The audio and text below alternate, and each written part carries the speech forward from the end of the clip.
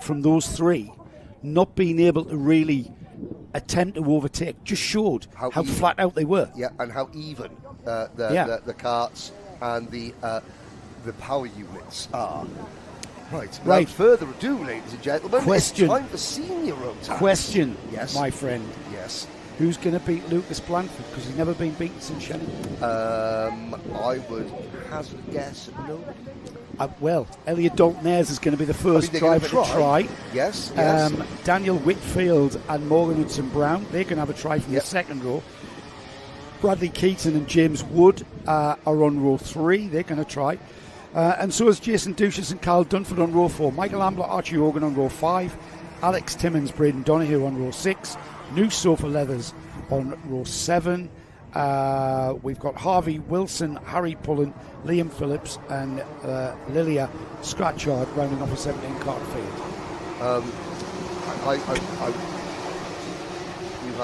I've got a new leather sofa as well. But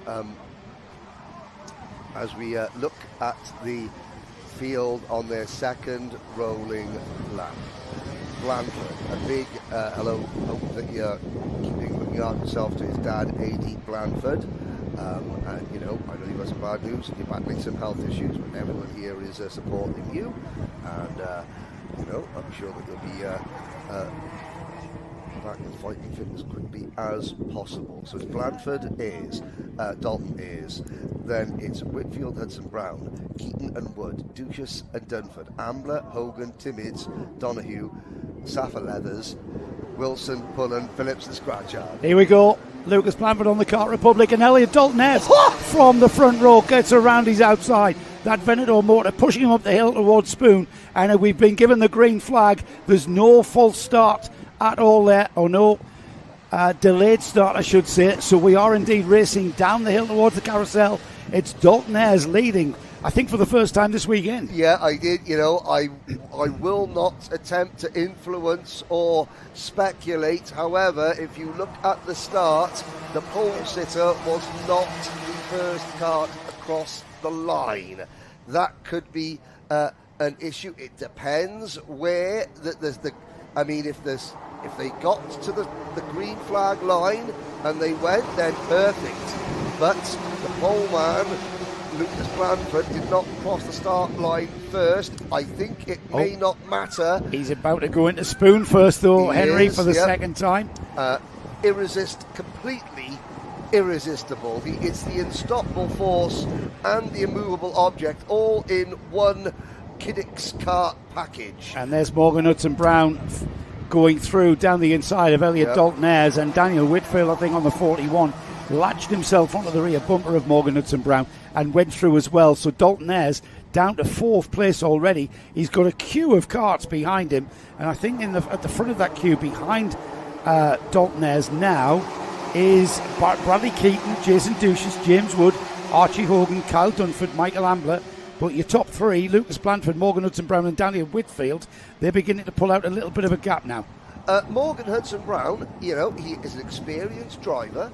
He went out to Dubai in January, raced in the Dubai O-Plate, which is a very, very well supported event at the Dubai Kartdrome in Motor City, Dubai. Well. Yes, it's that wonderful hotel attached to it, where you walk in and there's a Ferrari F250, a Maserati F250F suspended upside down from the ceiling in the hotel's reception. So Hudson-Brown, and here's something we haven't said, Blanford's lead is shrinking. Hudson-Brown, bit between his teeth. Yeah, Lucas Blanford, he hasn't even so much as had a go-kart in front of him for more than a couple of laps in this entire weekend, and last round as well. Well, this is how they finished 2nd and 3rd at Warden Law in round 1. Yeah. It was Lucas Blanford and Morgan Hudson-Brown. Got a message from Tessie. Okay. What age group as they look older? Yes, they are older.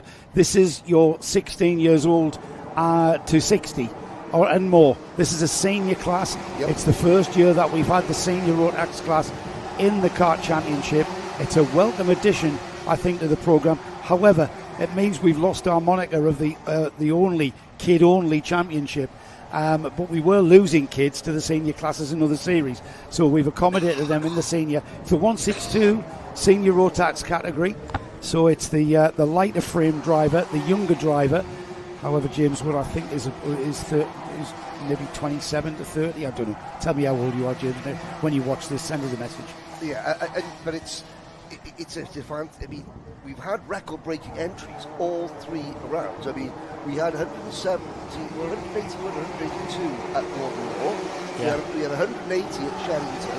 We've got 173 here, which is very, very impressive indeed. It's in a healthy state. There's Elliot Dalton hanging on to that. Behind them, Bradley Keaton and James Wood as the rest of the field come through Spoon. Lovely setting here as we've waxed lyrical about that. And that battle there, that's James Wood with the orange and yellow helmet. He's chasing down Bradley Keaton in the pink helmet, and that is a race for 5th place there. So through the twisty turns of turns 5 and 6, and then on towards the compression into the final turn.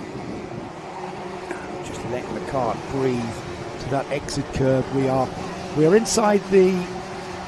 Are we inside the second half, or is it? No, not quite. Half a minute to the second half. Yes, we are. Yes, we are. I'll continue while Henry continues to die. Henry had tonsillitis last week. Yeah, I'm completely lost his voice. I lost my voice on Tuesday night when that winning goal went in at the Stadium of Light, yes, and put us to Wembley next week. And I just got mine back yesterday. However, I'm hoping it'll hang on to the end of this meeting. I'm still slightly dying, but I'm okay. Just to have I've gone through more water this morning. Yeah, Nick, could you... Although he can't, can he? Because he's pressing buttons. I'm going to get you some water while you...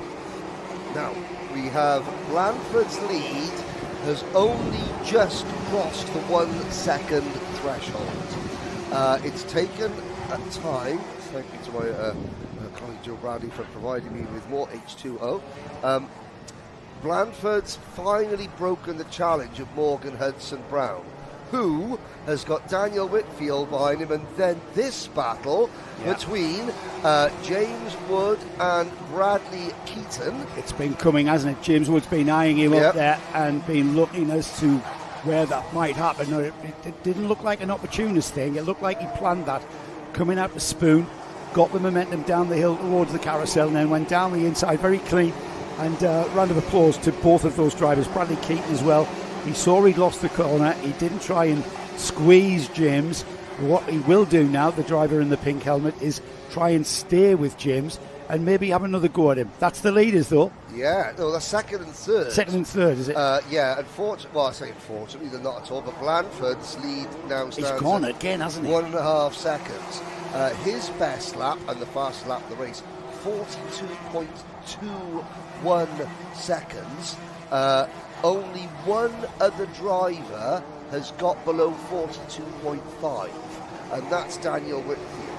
So Blandford, when he chooses to, has at 0.3 of a second, maybe more, up his sleeve when he wants to. And now we got a new second place driver, do we?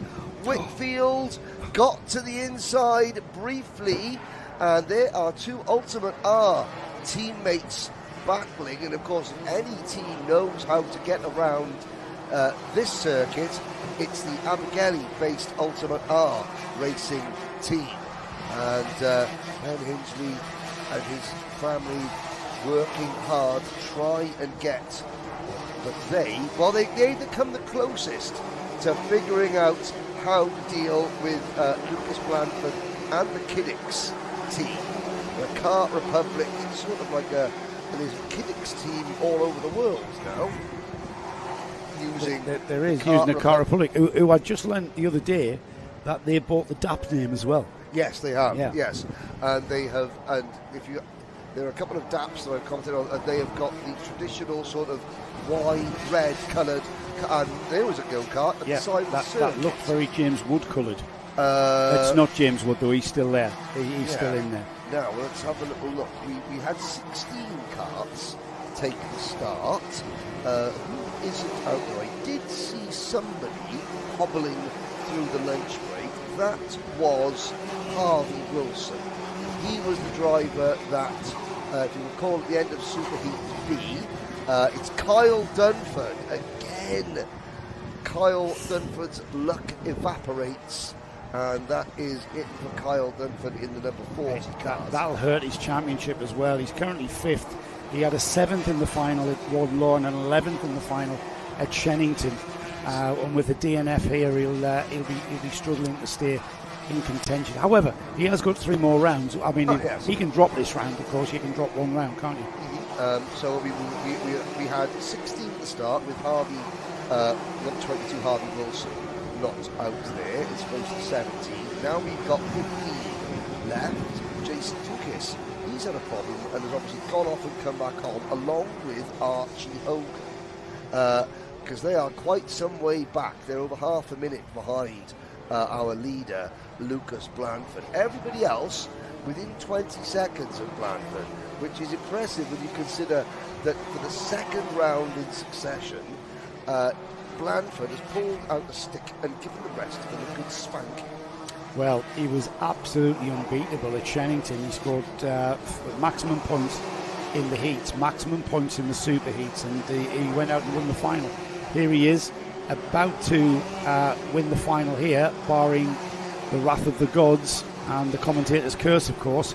That's the second place battle there, though. Morgan Hudson Brown, Daniel Whitfield. Morgan Hudson Brown are with Ultimate R, as is Whitfield, so we've got an Ultimate R team battle here. So that kind of takes the heat out of the situation, if you like, because we're not going to see Daniel having a go viciously or perhaps aggressively that we perhaps saw if, say, Morgan Hudson Brown was with another team. So it's a strong finish with a second and third for Ben Hingley this weekend. Matty not at the track, I've been told, but strong finish for second and third if they can hang on to it for this last lap. I mean, to be fair, Matty Hingley around a set of spanners is a hazard warning in its finest. Well, he's more of a data engineer, isn't he? He's a driver coach. That's what all the drivers who are rubbish mechanics say. I just do the data. I just do the data and do the coaching. Side-by-side battle. That was incredible from Liam Phillips, trying to get down the inside of Bradley Keaton, and he was completely and utterly out of control to the apex of Spoon, and had to just sort of gather it all up and gather it together again. And last lap now, Henry. Here we go. Well, 3.5 seconds is Blanford's advantage. I think it's safe to say that Hudson Brown has seen off the threat from Daniel Whitfield. Let's not forget, this is Daniel's debut in the class this year. Daniel Whitfield. He's done very well to jump in to a new championship, and he's going to finish on the podium, but that man there, Henry, who's going to beat Lucas Blanford, unbeatable at round 2. He's been unbeatable here at round 3, and he will take the checkered flag and will consolidate an already lead in the championship. It's Ultimate Art second and third, Morgan Hudson Brown and Daniel Whitfield. Elliot Dalton-Ayres started on the front row, but Elliot, you know what? That was a great drive, and you really entertained us on that first lap by snatching the lead there. Yep. It was brilliant. James Wood, I can't see any there. Can you? Is that what you're looking for? Do you know what? No. Elliot Dalton-Ayres, no start penalty, which means that obviously when they crossed that line and when they got the power down, Blanford accelerated first, but got the line second, so he was beating that fair and square. Now I think that'll make Elliot Dalton-Ayres even more frustrated, in a way. Yes. That he jumped. Yeah. He got the jump perfectly. In fairness, though, it's not about who leads into turn 1. No. It's about who leads out of the last turn. And in fairness to Elliot, Lucas Blanford is a very, very hard act to beat. And